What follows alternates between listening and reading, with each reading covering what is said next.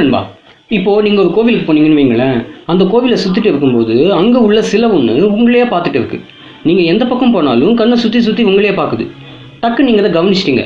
என்னடா இது சிலை நம்மளையே பார்க்குது, இது உண்மையா அப்படின்னு கன்ஃபார்ம் பண்ண அந்த சிலை முன்னாடி போய் நின்று வலது பக்கம் இடது பக்கம் நடந்து பார்த்தீங்க. ஆனால் அந்த சிலையோட கண்கள் மட்டும் உங்களையே தான் பார்த்துட்டு இருக்கு. ஏண்டா இதெல்லாம் நடக்கக்கூடிய விஷயமா? சிலையோட கண்கள் எப்படி மூவ் ஆகும்னு நீங்கள் கேட்கலாம்.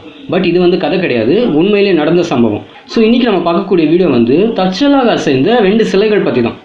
வீடியோக்குள்ளே போகிறதுக்கு முன்னாடி ஐ இன்ட்ரோடியூஸ் மை செல்ஃப். என்னோட நேம் சதீஷ் ஆதித்யா. இதான் நீங்கள் ஃபஸ்ட் டைம் நம்ம சேனலுக்கு வரீங்கன்னா சப்ஸ்கிரைப் பண்ணிக்கோங்க. பக்கத்தில் இந்த பெல் ஐக்கானை கிளிக் பண்ணிவிடுங்க. அப்போ தான் அடுத்தடுத்து போடக்கூடிய வீடியோ உங்களுக்கு நோட்டிஃபை ஆகும். இப்போ வாங்க வீடியோக்குள்ளே போகலாம். இது ஏதோ சாய்பாபா கோவிலில் சிசிடிவியில் விழுந்த ஃபுட்டேஜ். அதாவது சாய்பாபா மேலே போட்டு வச்சுருந்த மாலை ஆட்டோமேட்டிக்காக அசைஞ்சு கீழே விழுந்துடும். அதை நீங்கள் உத்து பார்த்தீங்கன்னா சில லேசாக அசைஞ்சதை நீங்கள் கவனிக்கலாம். இப்போ அந்த வீடியோவை பாருங்கள்.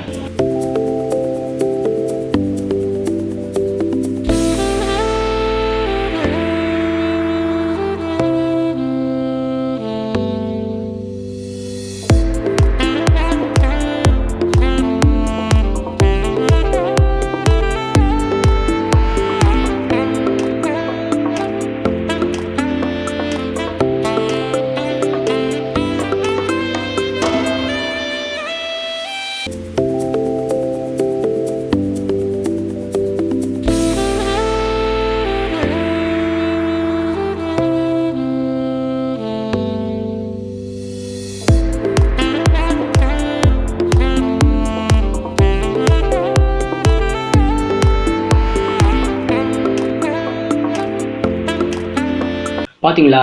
அந்த வீடியோ பற்றி உங்களோட வியூ என்னன்னு கமெண்ட்டில் சொல்லுங்கள். ரெண்டாவது ஐஸ் மூவிங் காளிமாதா. இதுதான் நான் வீடியோட ஸ்டார்டிங்கில் சொன்ன விஷயம்.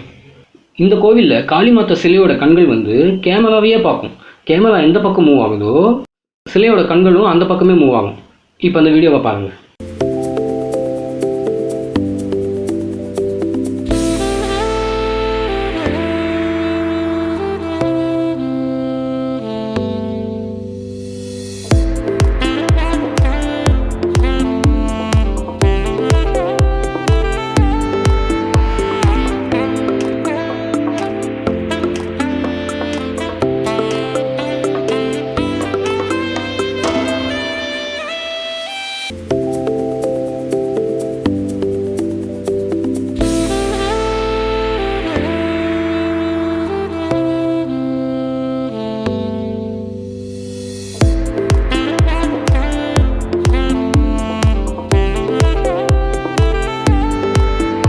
இந்த 2 வீடியோஸ் பற்றி உங்களோட வியூ என்னன்னு கமெண்ட்டில் சொல்லுங்கள். இந்த 2த்துலேயும் உங்களுக்கு பிடிச்ச வீடியோ எதுன்னு மென்ஷன் பண்ணுங்கள்.